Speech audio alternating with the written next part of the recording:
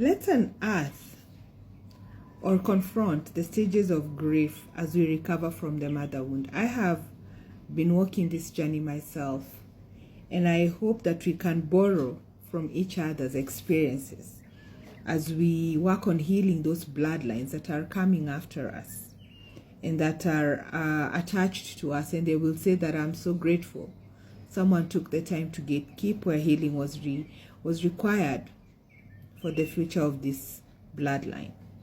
And so we're going to look at this through the angle or the guide of stages of grief. And there are 5 stages of grief, and each stage could have its own issues, but usually they might also not manifest in that order or also in that defined way only. But let's just get into it, and I hope that this will continue to serve that educational learning and information process for you. So the first stage is shock. And when the individual, the survivor, is going through the shock of that critical incident that has happened to them, is immediately you want to erase, especially the most horrific parts of that trauma. And so you sort of like want to have that story within you the way that you prefer to know it. And also because of the shock, somehow some parts might get lost. Some parts of the story could get lost or misplaced. Maybe the order of events, the series that it happened, might not be flowing. Then comes in denial. And at this stage, the person cannot believe that they have been through that experience.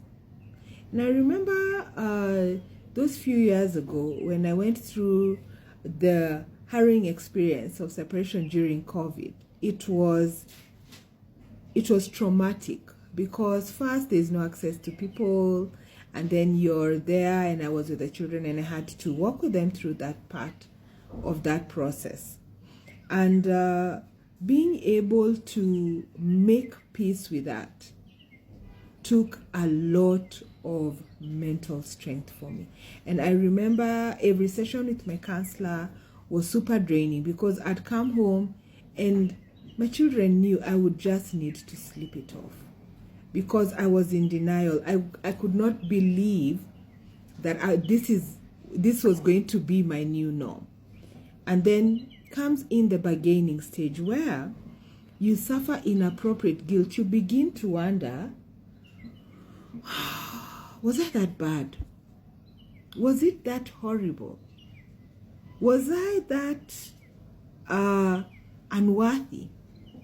And if you look at this now in the other angle of the mother wound experience, is the shock of, this is my mother who should love me and care for me, but she is not here.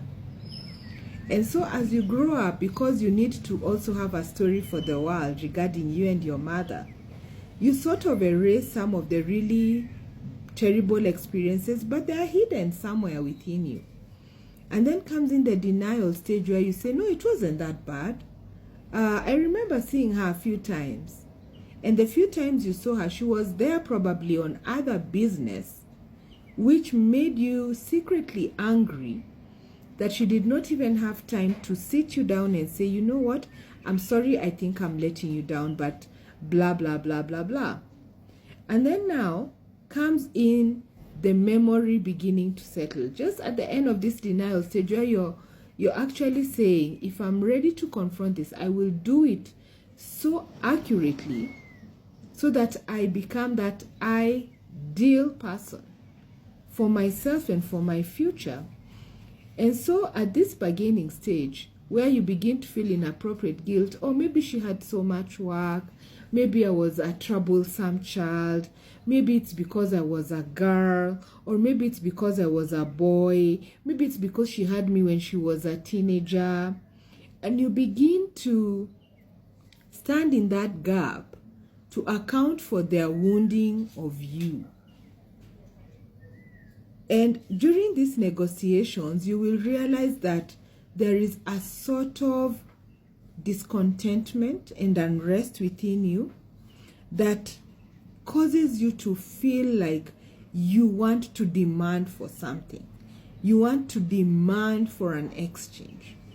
You want to demand for some answers. And the biggest question is, how do I present this issue without raising other side issues from it? And so the next stage becomes the depression stage, where the person experiences deep sadness as the reality dawns. If you're like me, I don't do very well with sadness. So I deal with it, I let it take over for a while, and then I just address it and I assign meaning to it. And as you realize on this motherhood journey, as long as your trauma has not received an assignment of meaning, it will keep hovering around, it will keep lingering at the back of your mind and during your life experiences. And so as the reality dawns on us, as we continue on this journey, I pray that we will all come to the place of acceptance, where we begin to reduce the intensity of the mother wound, especially, where we are able to talk about it without raising our voice and bursting out in tears, because we now understand that we are healing, we are recovering, we are being intentional.